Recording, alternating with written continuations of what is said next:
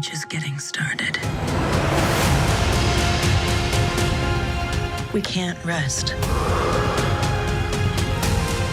We're the ones we've been waiting for.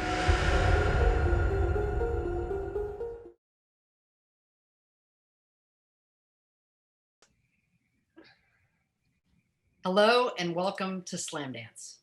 My name is Taylor Miller, and before we get started, I would like to give you a physical description of myself. I'm a Caucasian female wearing a brown jacket. I have long hair, I'm wearing clear glasses, and a necklace with colorful beads around. I want to thank you so much for joining us today. If you want to discover the next generation of filmmakers, you have come to the right place.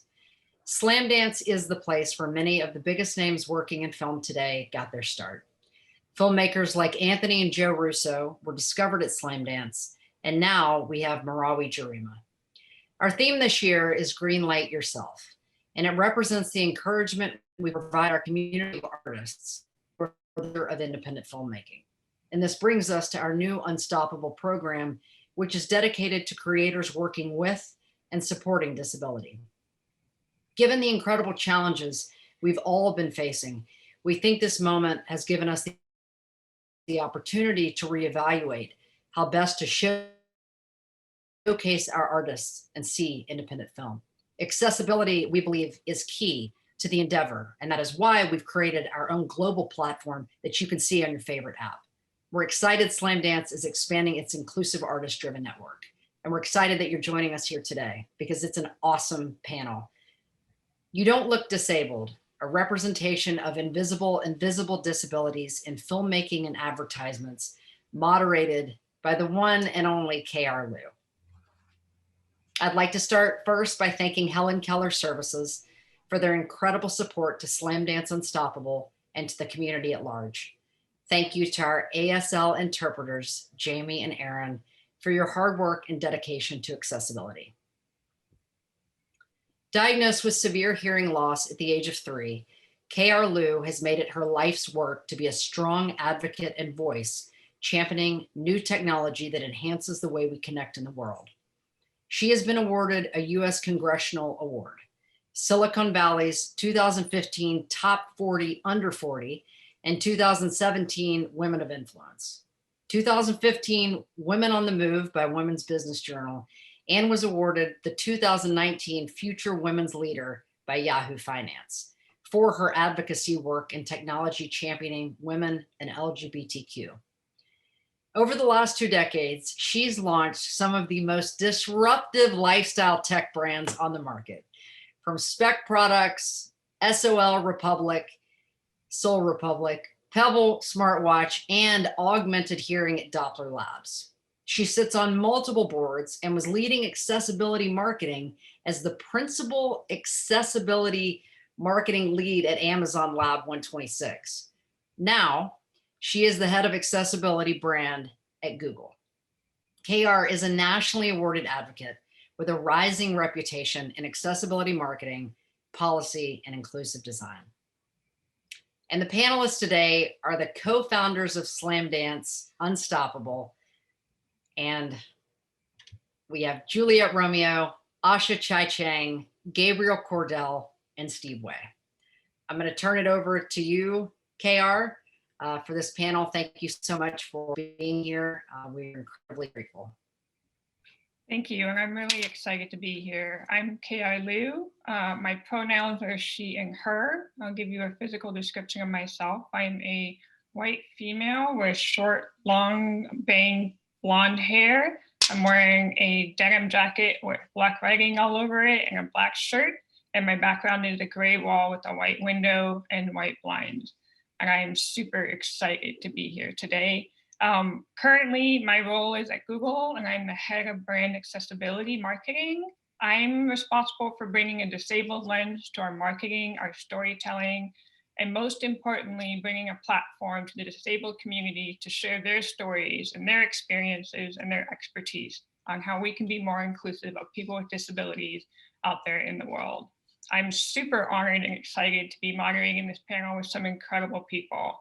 And as Gabriel says, you don't look sick or disabled, invisible and visible disability representation in film and media still hadn't seen the progressive movement that we want to see. Less than 2% of people with disabilities are represented in the media and film, and we really need to continue to push forward and make changes in that. So today's panel is really all about that, right? 3 of our 5 unstoppable programmers, live with an invisible disability. And it's important that we share experiences, and we also allow different viewpoints on how we can improve well-being for artists and invisible disabilities working in the entertainment industry. An estimated 500 million people live with a disability we cannot see, serving as a reminder of the importance of breaking down barriers for living with disabilities, both visible and invisible. So I'd love to start to dive into our panelists and have them each introduce themselves. I'd like to start with Juliet Romeo. If you could please introduce yourself and give a physical description and a background on you. I'd love to. Hello, everyone. My name is Juliet Romeo. I am an Afro-Caribbean brown-skinned woman. I am wearing a gray and black striped shirt. I have long hair with blue highlights part down the middle. I have ruby red lip gloss on, and my background is a white bookshelf filled with a lot of film-related tchotchkes and awards. I am a sickle cell warrior and advocate. I have a production company called Media Jewels Production. We produce shorts and features from concept to post and everything in between.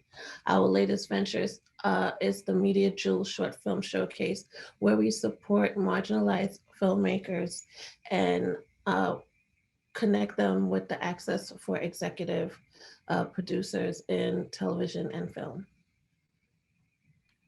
Thank you, Juliet. It's great to have you here with us. Next, I'd like to introduce Asha Chai-Chang. Hey everyone, it's Slamdance. This is Asha Chai-Chang. I am Latin Caribbean American. I am rocking big flowy curls, a nice orangey red top, and behind me I have a couple of my awards and books, everything related to film, and a little bit of makeup. Girly girl. My pronouns are she, her. And a little bit of background about myself. I'm an award-winning film director, writer, and producer, CEO of Love My Productions. We make universally relatable and wholesome content, as well as, of course, as we said earlier, one of the founding members of the Slamdance Unstoppable program. I'm also co-founder and co-president for the North Carolina Women in Film and Television, AKA NC-WIFT. And I also serve in a couple of different boards, like for example, advisory council for the Carolina film community. And I think that pretty much sums me up. So I'm a creative all around, and I'm so happy to be here. Thank you, Asha. And next, I'd like to introduce Steve Way. Thank you, JR. My name is Steve Way. I'm a white male. I have a ventilator mask around my nose. I am wearing glasses with a white t-shirt and a white towel around my neck. I'm sitting in a black wheelchair, and I have a white background with a small green plant. I'm a writer, actor, comedian, speaker, and high school substitute teacher. You can see me on the Hulu show, Romeo, and I am currently developing a show with Apple. Very cool. Thanks for being here, Steve. And last but not least, I'd like to introduce Gabrielle Cordell. Hi, everyone, and thank you, KR, for being here. My name is Gabrielle Cordell. I have salt and pepper hair, beard, and mustache. I am wearing a red zipper-up hoodie, and my background is the top of my brown couch and my white wall.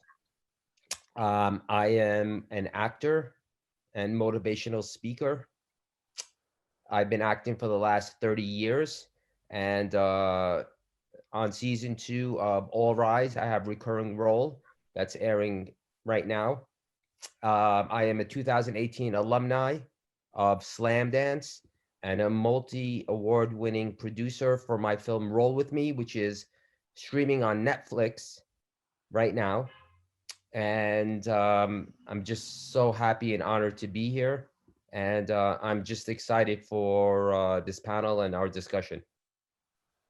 Great, thank you, Gabriel. I'm looking forward to this conversation. I really wanted to start by asking a few questions, and I'll start with you, Juliet. You know, and I totally can relate to this. You know, sometimes we feel like we live in two different worlds. As a person with an invisible disability, I myself have severe hearing loss, and not many people see that unless I tell them, right? So how can we cope with translation exhaustion, which I definitely relate to being a lip reader? And how do we feel like it's our responsibility to always explain ourselves, right? We have this role where sometimes we feel like it's an obligation, but at the same time, it's important that we educate people, you know, what we're experiencing. So I'd love to get your perspective on that. This is something I was actually speaking to one of our filmmakers about just yesterday. It is exhausting, but at the same time, right now, necessary. And also being a Black woman as well, in the time that we're in a space where we just really don't feel like we should have to explain ourselves anymore when it comes to race, because do the work. But I think that I also would love to tell people, do the work about my disability, but sometimes where do they even find that information? And I would prefer that they get the information from me and I know that it's correct, than for them to, God knows where they're getting it from. And then that information that they're getting is now projected onto us. And it's, you know, it's just a whole snowball of incorrect and, you know, politically incorrect situations, and just humanistic pain that we all have to go through because someone didn't understand us, and that person didn't really mean that. It wasn't their intention to offend us. But who's to blame at that point if we felt that we didn't want to explain ourselves? It is tiring, and I think that we will get to a point where we don't have to anymore. And I think platforms like this will really assist in that and help to push that forward. But for now, I think we just need to, you know, get some rest, because we have to work hard to continue to explain ourselves, and maybe look at the situation in a different way. Let's stop calling it translation exhaustion, because the minute you say it, you just kind of like, here we go again. But come at it with enthusiasm as an opportunity to show someone who you are and how great you are in spite of whatever you're struggling with, and that you're not just your disability. Because once we get to see them, they get to see us as just human and another person. That really does help to lift that barrier that they feel is between them and us, that they're different when we're really all the same. Yeah, absolutely. I totally agree. Right? Like, we should be seeing it a person first, not just our disability, right? I completely agree. And I think that leads to a really good question that Asha had mentioned, like, do we feel welcomed, or do we feel excluded by, you know, fellow disabled peers who are visibly disabled, right? So like those of us who have invisible disabilities, do we really feel like we're included in the entire disability community? And I will say, even for myself, right? I have severe hearing loss, I lip read, I don't sign. So some people in the deaf community don't accept me because of that.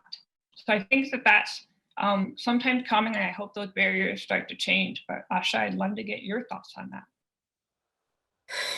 Yeah, yeah, we definitely brought this up as more like a conversation, because I feel like for me, I don't know, I kind of feel almost like the redheaded stepchild, almost like a little left out, because my disability is tracheal stenosis, and it impacts my breathing. So I have to be really cautious about certain rooms I'm in. I might come across and be like, oh, why is she being so demanding? I'm like, I can't be in every space for too long. Or I have to be very cautious about how I handle things. But overall, they're like, oh, you're not really, I mean, it's just breathing, hon. Like, you're fine. I'm like, yeah, I could die. Like, and then right now we're dealing with a pandemic that's literally a respiratory illness. I'm like, now what? Like, I'm totally at risk right now. And it's, but overall, yeah, they're just kind of, there's always this, I hear so often, you're young and able. And I even hear from people who, like they said, they may have a physical disability. So they're like, you're still young and able, you have this. And I'm like, I see some privileges, yes, but I don't want to, I don't know how to say this, but like when someone hears a flare, like I'm kind of going through a little more right now, but once they hear a flare or something's wrong or something happens, or just like, what's wrong with you? And it would be nice to feel comforted by my own like community, like, hey, we get it. That does happen to us too, that if something comes up or something seems out of their norm, we would like to, I guess, you know, you look to have someone you can relate to or talk to about what's going on. So I've dealt with both. I've dealt with feeling accepted sometimes by some. I felt also just completely misunderstood. So I kind of wanted to open that up so like everyone kind of share their thoughts and experiences on that. Yeah, for sure. I would love to open up this question to I would everyone love else. to piggyback off what Asha is saying, because for me, sometimes I feel like a fraud. Sometimes I feel like if I'm in a space, I had this experience, I actually shared this with Asha. I almost like killed myself being in a space trying to be quote unquote normal. I'm at this festival and some people were speaking on a panel, and my oxygen to me was making this humming sound, and I felt that everyone could hear it. So I turned it off, and my oxygen is like literally going down bit by bit. And I had to say to myself, are you crazy? Are you really about to pass out because you don't want to disturb or bring attention to your oxygen? Like, girl, turn that on and breathe, you know?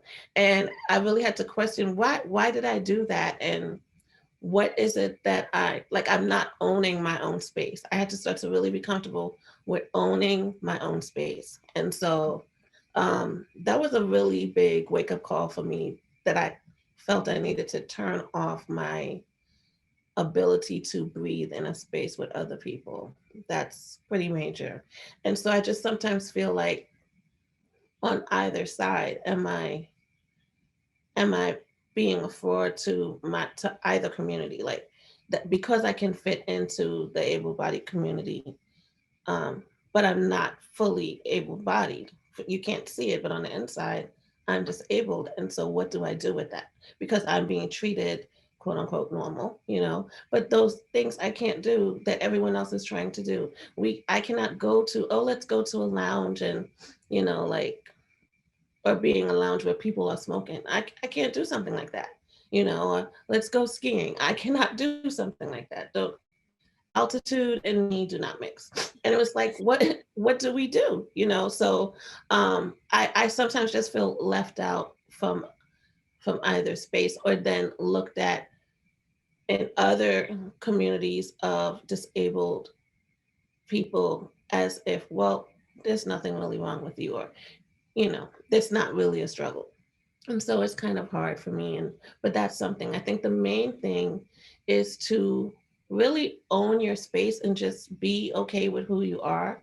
And whether someone accepts you or they don't accept you, I mean, they have to figure it out. It's up to them to adapt at that point. You exist, and you have to own your space and live in it.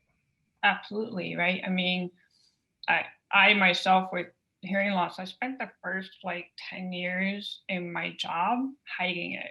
That's an emotional toll it takes on someone where, why do I have to hide a part of who I am? Mm-hmm. Yes. You comfortable, right? I think all of us here at some point felt like we had to sacrifice a part of who we are to make someone else feel less uncomfortable about the situation, right? I mean, Gabriel, I don't know about you, but I would love to get like your thoughts on like, even in the industry where you guys are in, right, in film, and I think it's important to showcase like who we are completely, whether you have a visible or invisible disability, and like why is that important that this industry, the entertainment industry, start to showcase that more, so that we don't have to sit here and like have to hide parts of who we are. I'd love to hear your perspective on that, Gabriel. Yeah. Well, being not being born with a disability and getting into an accident on my way to my first professional audition, and what's God trying to say? And so I'm a paraplegic, and I'm paralyzed from my mid chest down, and I'm, I guess, the poster child of what disability is, the person in a wheelchair. Right. And right. And so what I found, that the more I'm comfortable in my own skin, it seems to put people at ease a little bit more, but more important than that is, and we've talked about this, in our Zoom meetings, authenticity is the number one, thing that I think will shorten that bridge between the disabled community and the non-disabled community. And 25 years ago, being an actor in a wheelchair, the roles were so limited and very minimal. And I know I've lost jobs because of my disability. I know for a fact that I've lost jobs because of my disability, whether it had to do with liability, insurance liability, or ADA accessibility, maybe.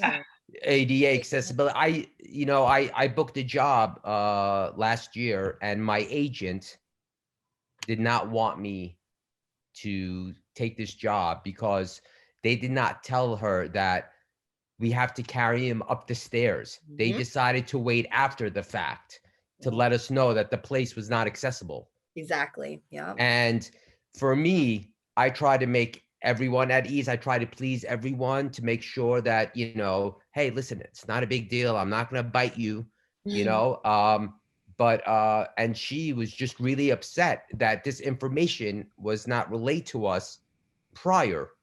And she asked me, I'm not comfortable with sending you. If you want to go, you can go. And I felt like I needed to take a stance with my agent and have these people understand that, if you're working with someone with a disability, you got to make sure you check all the boxes and all the boxes. And I think it's a work in progress. I think it's going to be a while before, it becomes second nature to everyone, unfortunately. And I think that was definitely an opportunity for you to go to that booking and say to them, look, I know you guys didn't do this, but this is what you should do. Right. Listening to your agent, I get what she's saying. She wants to protect you. It's her job. Right. Going forward, would they have learned better? Would they have known better the next time? I agree, because I would have wanted to, but this was the first time in 25 years she stood her stance, and I didn't want to go against her. But I think panels like this will educate people, will enlighten people, and at the end of the day, I think we've come a long way from 25 years till today. A long way, My problem, my thing is that what they still do in the entertainment industry that is somewhat discouraging is they still lump all people with disabilities together. That too. Like, I will go on an audition, right? And the person is a person in a wheelchair, but I'm going up against amputees, people with cerebral palsy. I'm going up with quadriplegics. So still, they're lumping us all in together.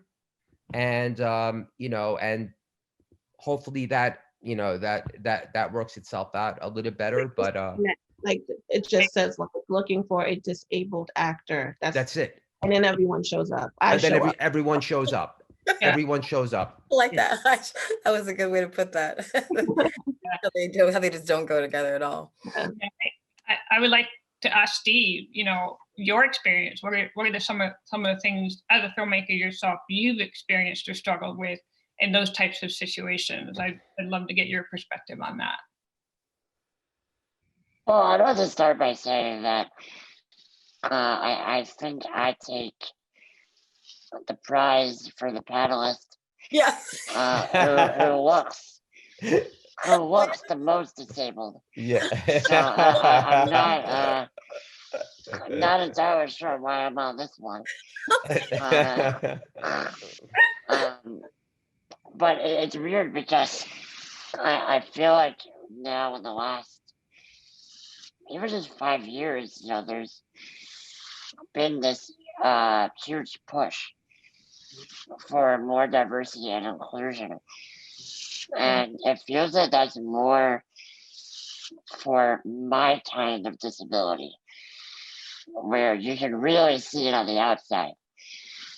But even for someone like me, I'm too disabled. I've had multiple people ask me in regards to my own show, "Oh, Steve, who's gonna play you?" Just automatically thinking that one, I can't do it myself, and two, that the viewer is going to be uncomfortable seeing someone like me. I've done auditions for a disabled character where I know I was the only disabled actor, and I still did not get the role. Like Gabriel said, we've made a lot of progress within the last 25 years. I think we made a lot of progress in the last 5 years. If I was where I am 5 or 10 years ago, I wouldn't be on TV. But what I really want to see happen is that I want to see even more marginalized voices heard and stories told. But yes, I can be on TV and I can tell my story about what it's like to be disabled and grow up with muscular dystrophy. I don't know what it's like to be Black and disabled, or gay and disabled, or trans and disabled. It's unfortunate because I wish that those people could just say, "Hey, here's my idea, let me tell the story," and then some old white executive says, "Yes, here's money, tell your story." But we all know it doesn't work like that. Right. So I would love to be able to tell my story and then open that door for more marginalized voices. And I don't mean to sound like the white savior here, because I do have to recognize that I am, the only straight white guy on this panel. But, as the industry changes, I think we're all aware that it's not changing fast enough, and that power structure is staying in place. Right. But I think truly it is up to all of us to really change the game.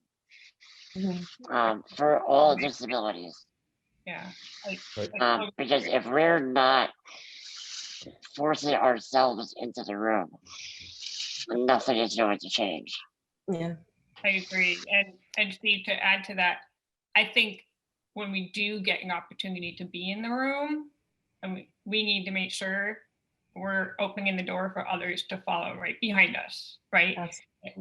It feels like sometimes we get so excited that we finally get the opportunity that we forget there's a bunch of people right behind us who want that as well.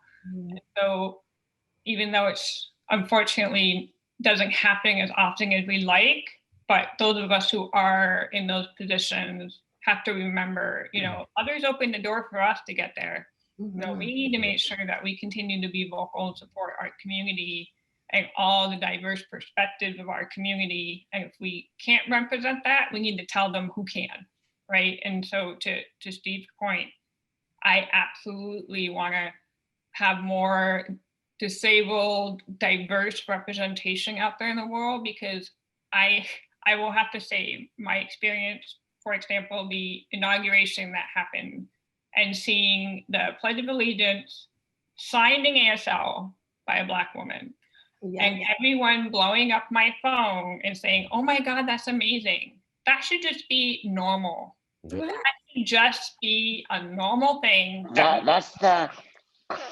absolute bare minimum. Yeah, I mean, of what should be done. Totally, right? So I think for all of us, and I would love to ask this question of all of you, like, what do you hope to see happen over this next year? Because I actually feel hope. In the last year, I've seen more disability representation in media and film and advertising than I think I've seen in a while. Yeah. Maybe I'm biased because it's my job to look at all that, but I really feel like there's a movement happening, especially in times of COVID. It was interesting to see all of a sudden all these people are like, whoa, wait a minute, like I identify with this group in some way. I would really love to ask each of you, and maybe I'll start with Juliet, on our hopes now going forward. Like, do we think the door is opening more? Like, do we hope that it is, or we still have a lot of work to do? It's both, but I remember I'm writing a TV series, and it's about 4 Black women. One is disabled, and being told, you can't write that. No one's gonna buy that. No one wants to see that, because no one wants to see 4 Black women. That was the first thing. Secondly, no one is really gonna be interested in seeing a woman, and it's about dating, about a woman that has a disability that's dating. First of all, can we just talk about Girls Trip? So that already knocked out that knocked out the whole, 4 women can't be on film and create something amazing.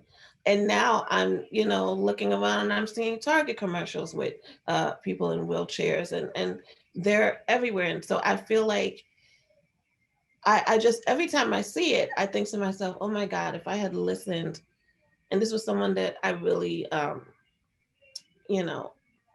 look at them as someone to as a mentor. I was like, if I just decided, maybe he's right, blah, blah, blah, I wouldn't have anything right now. I would be rushing to continue to finish this instead of having it ready to say, here, I'm ready. You're ready, I'm ready. So I think we really need to just continue to create and tell our stories, but also we do have to do the work.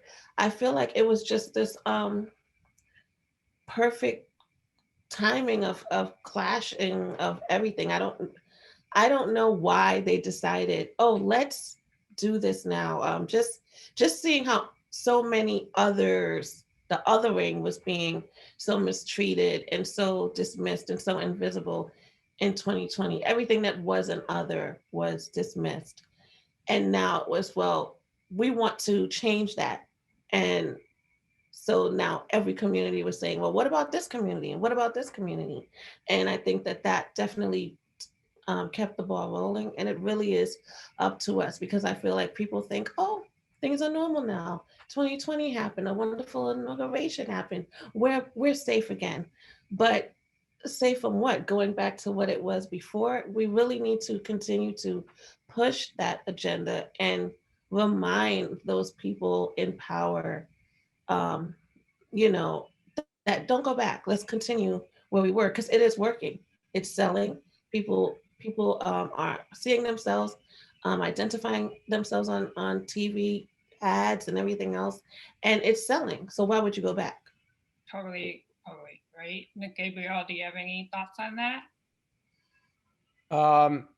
I think we're moving in the right direction. I think, if we want these doors opened, I think we have to be willing to go and knock on the doors ourselves and say, hey, let us in, let me show you. I remember when I got into my accident, I never looked at myself as a disabled person. I just looked at myself as a person who happened to have a disability. So when I got back into acting, now in a wheelchair, and I was searching for roles, I always had the mindset that I don't care whether or not I fit the description. If I feel that I am capable of portraying this character, whether I'm in a wheelchair, whether the character is in a wheelchair or not, I'm going to. So I used to go and show up at auditions all the time, theatrical auditions all the time. And I would get cast in a lot of them for non-disabled roles. And that was because I was willing to go and be like, hey, you may not think of it, but I'm here to say, think of it for a second. Just think outside the box and just give me a shot. And most of the time, they wind up seeing it. And like, I never thought of that. I never thought of this character being able to be played by a person. And honestly, the fact that you're in a wheelchair has nothing to do with the character, has nothing to do with you having the ability to play the character. And so I think we're definitely moving in the right direction. We're still going uphill, but we're closer to the, to the top. Yeah, Yeah, absolutely. I mean, I it's think we just have yeah, to knock on the door ourselves. yeah, that's a good point. I mean, I think that there are people who have the confidence and feel comfortable to do that. I think it's awesome that you do that. And there's some of us who don't, right? We still don't feel like it's our place or we have the opportunity to do so. But it's great that you've been willing to do that and show and set the example, right? I had to think it. I had to think this, but I feel like something like this pandemic had to happen for people to finally understand where we've been coming from all these years. Yeah, I would Because finally we got the work accommodations we've been asking for. Because for years we've been asking to work from home, to telecommuting, see a doctor from home. And we were always told no, but as soon as it happens to a bunch of able-bodied people, and to a bunch of non-disabled people, we are right this way, of course. And now there's absolutely no excuses anymore. There's no reason why me in New Jersey cannot write for a show that meets in Los Angeles. Absolutely. Right. Because that's how writers' rooms are now. So even after the pandemic ends, there's no reason why we still can't do that. And if I just circle back real quick to what Juliet was saying, also if we can have Sex in the City, then there's no reason why we can have your show. Absolutely. And I think that as to what Gabe was saying too about knocking on the doors, I sometimes feel like it's better to show someone than to ask someone. And so you create your own table and you produce your own shows, and then you have this following, and all of a sudden, then they come along. You know, if you make it, they will come, is what they say, right? Yeah. That's what That's what ends up happening.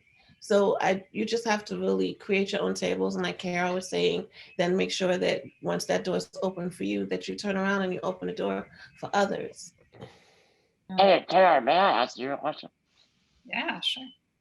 As someone who is more on the tech side of this industry, what would you want to see changed?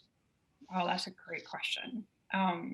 You know, it's interesting in the tech industry, accessibility, right, has always been about making a product do a function that helps someone who has a disability, right?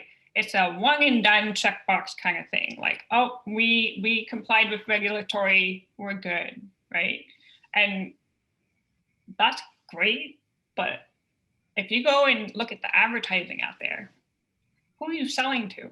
Mm-hmm. Who are you selling to? And then why does it look more like it's focused on helping a disabled person do a particular thing with a piece of tech instead of, I want to know the disabled person, right? Right. I want to know who that person is, what they're about, you know, what their story is, what do they like, what are they passionate about, right? That's what I want to see more of, is I want people to see who we are. I want the storytelling aspect to happen more, which is why I sit in the role that I sit. Was a brand like Google recognized and honestly said, we're not doing a good job of that. We're one of the biggest media platforms in the world, right? And we do like incredibly big campaigns that reach millions and millions and millions of people. So the first step that I saw, having been at Google this last year, was our Year in Search campaign, which is a huge commercial that goes out every year. It's on late night television and it plays throughout the holidays. And we actually had in our Year in Search, we talked about Black disabled lives matter. We talked about ableism. We profiled people like Clandrea Levant and Alice Wong. Like that may not sound like a lot. That's a big step forward in a multi-million-dollar campaign. And so what I hope to see is that should happen all the time. That should happen all the time. Tech brands have a platform. They should be reaching out to this community, asking us what we want to see. And that's all it takes, really, is we'll help you, but you got to reach out to us and let us guide you through that process. Not just the product, but the campaign too, because I want people to see themselves out there. I want to start normalizing that, right? And that's something that these brands need to step up and do. And there are some brands who are doing a good job, but it's been a long time coming. And to Steve's point, COVID really like exposed that in a big way, right? So I hope that answers your question. But you know, I got really frustrated and tired of seeing too much focus on the function and not the human being, right? So I think now you're starting to see, you know, disabled people playing a role in creative, right? Like directors, producers, writers need to be in these companies helping create the content and the stories. So that's my hope. Indeed. Being a differently able director and of color has been so I feel in a weird way, almost like I kind of came in as a Trojan horse. Like I competed in this national filmmaking competition. And without even realizing it, I wanted, like I always say, universal relatable content. So I just wanted an overall story. And I wrote about a lead character, Black female with an invisible disability who's the epitome of success in the story. And I remember them being like, how are they gonna look up to her? Because almost like what Steve was saying earlier, people keep looking at differently abled, meaning you're unable. And I'm like, no. She's more than capable, actually. She's a business owner. And they're like, no, she can't be. I'm like, yes, she can be all of these things. We are human beings. So we are multidimensional. We're all gonna have different interests. That's just really who we are. So why not show that on screen? Particularly when it comes to people of color and being differently abled. So I'm really excited to hear more, like you said, more companies supporting content like that or supporting creatives like that. But my experience within the competition was interesting because I felt like I had to advocate at that moment, especially when I got like to like the top 3. I was like, oh, do they know that I'm actually differently able? This is gonna be funny. And I had to give kudos to the, to the organizer. She was like, so you chose to write a Bechdel test worthy film. It's all female led, Black women with disabilities, all in one story. Yeah, let's see what you did, like what you're gonna do. But then I had to like fly to Chicago to make it. And I was like, okay, let's see if we can do this, Asha. And so I decided to document the experience about how scared I was having a disability that impacts my breathing, and then having to be safe during COVID and still wanting to create. And I can remember asking myself, can we do some of the table reads like on Zoom?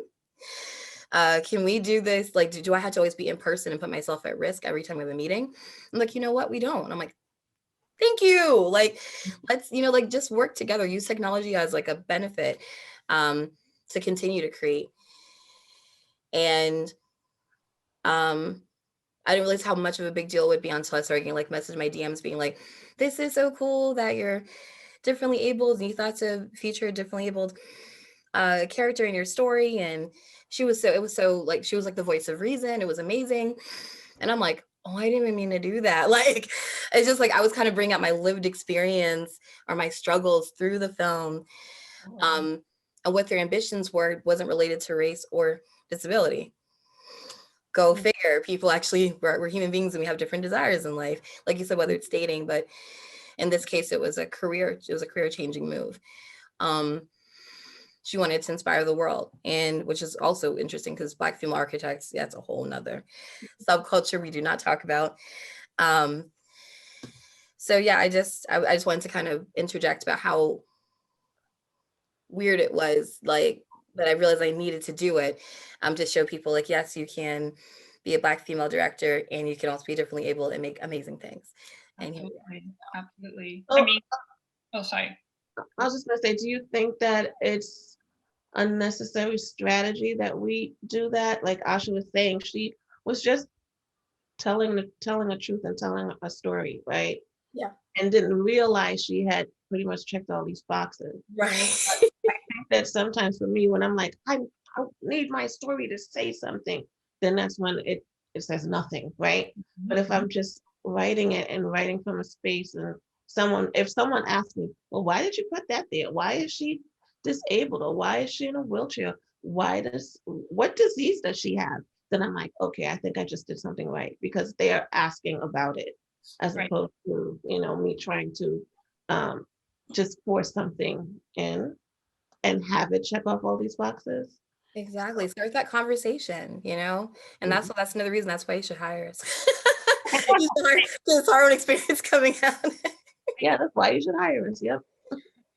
I will say what's been interesting is when people just tell their story, who they are, their background, where they come from, what their interests are, and then they talk about their disabilities. Throughout that story, people are listening, and all of a sudden they go, I can relate to that. I have that in common with this person. Mhm. And what that does is that actually forms that relatability bridge. Like, for example, I'm a huge sneaker collector, love sneakers. Love sneakers with my wife. It's our thing that we do.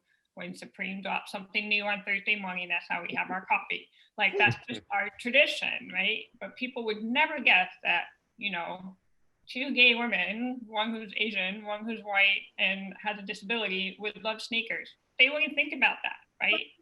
But that's something that a lot of people might talk about, that we have that common interest, and then they start asking more questions about like my disability, or they have a friend or a family member.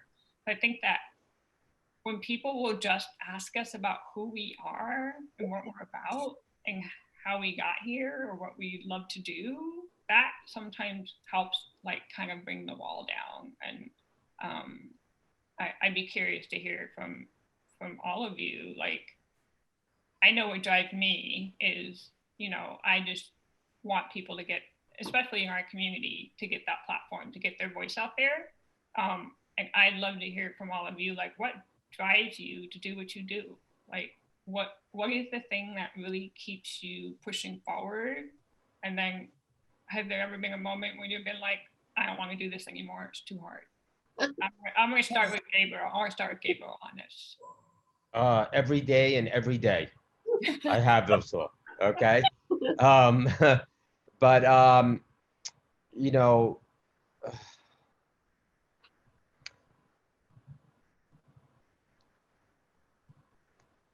what's that saying? We have more in common than we have that separates us.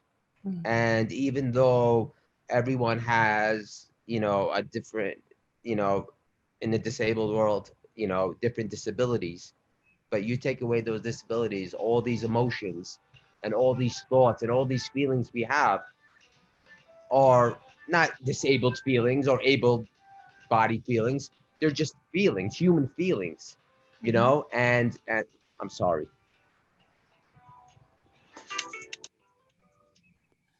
And so if we can somehow make the disability the second subject, it's not always the forefront, right? And we connect on the human level.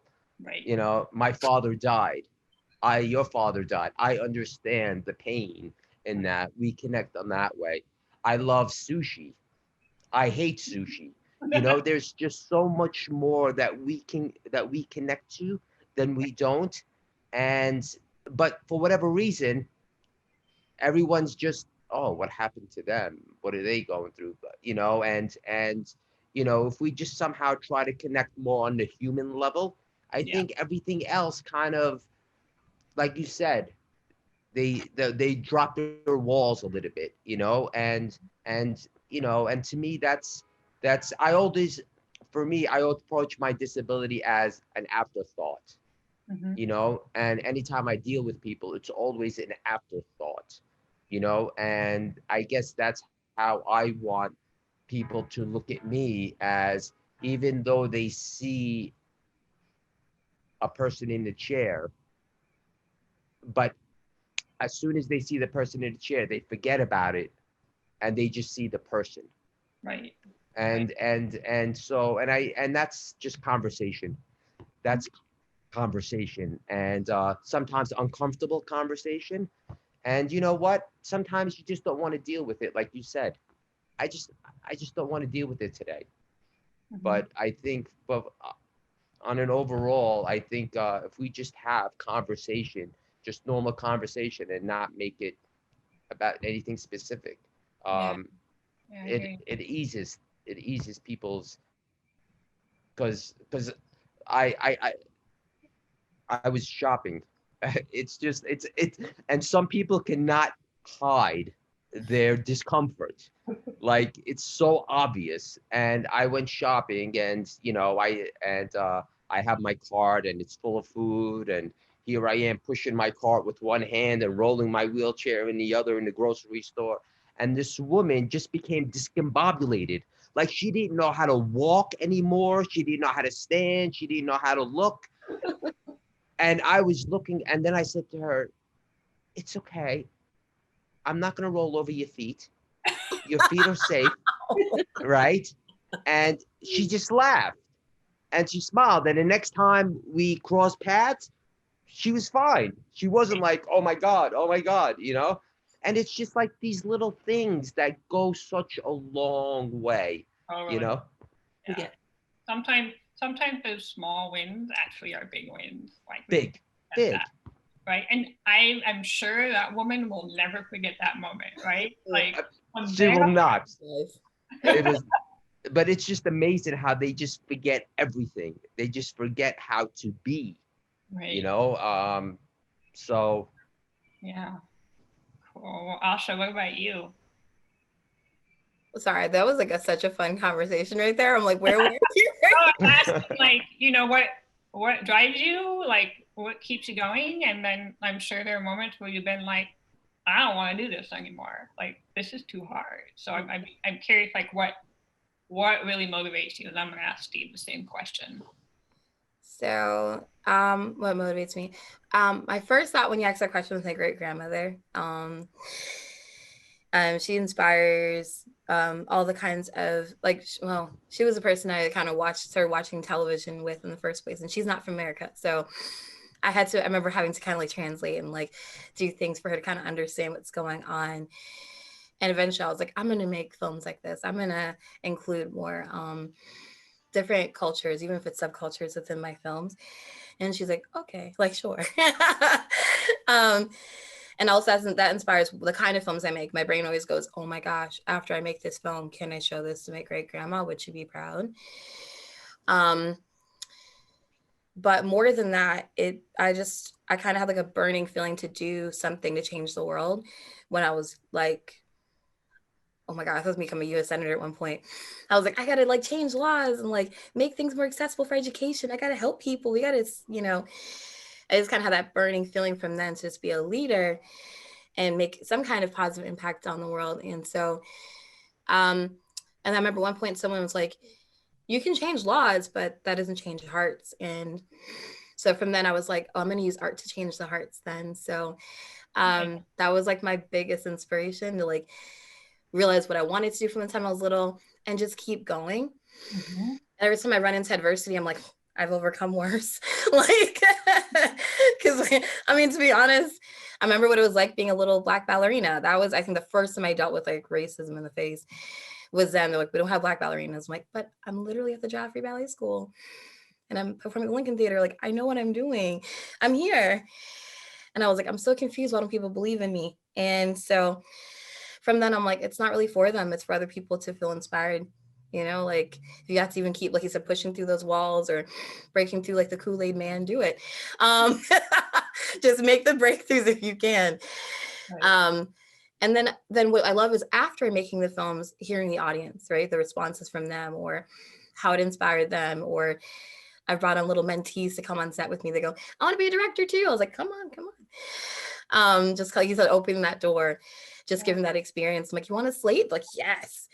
So kids inspire me. The next generation inspires me, as well as I guess the respect for my elders really inspires me to keep creating. And all the people in between, if they don't like what I do, I'm like, well, there's other films to watch. It's okay. But it is hard. I'm not gonna lie, in terms of like, funding and stuff too. But even that kind of becomes a cool game, having to produce your own work and you're like, I'll figure it out. I'll make a book too. Yeah. I think my wife said this to me once. She goes, you know what motivates you is when people tell you no. Yeah, exactly. Yeah. How about you, Steve? What drives you and like, has there been a time where you're like, this isn't worth it? Like, I would really love to know that about you. For me, it's two parts. One, I just love acting. I love being in front of a camera. I love crafting and telling stories. I just love to be that person to tell the story. Excuse me. The second part is I love making change. I love changing people's minds and changing people's perspectives. And I love making people feel uncomfortable by challenging their perspectives. The only time I second guesses, and I'm telling the 100% truth here, the only time I have second thoughts is when I have to wake up at 4:30 in the morning to be on set by 6 a.m. for a 12-hour day. That's it. That's the only time. Other than that, I am full speed ahead. Awesome.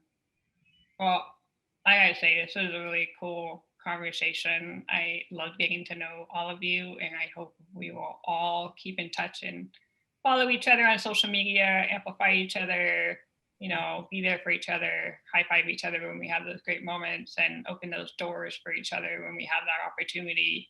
And so I'm really honored to have been on this panel today and get to know all of you. And I will definitely be keeping in touch with all of you. And so thank you. And I'd like to thank everybody for participating. I'd like to thank everyone for tuning in. So I'm going to turn it back over to Taylor. And thank you, everyone. This was fun. Thank you. Thank you. Wow. Yeah, you're a phenomenal woman. So we're Yeah, just honored to be here with you. Yeah, thank you so much, KR. Thank you.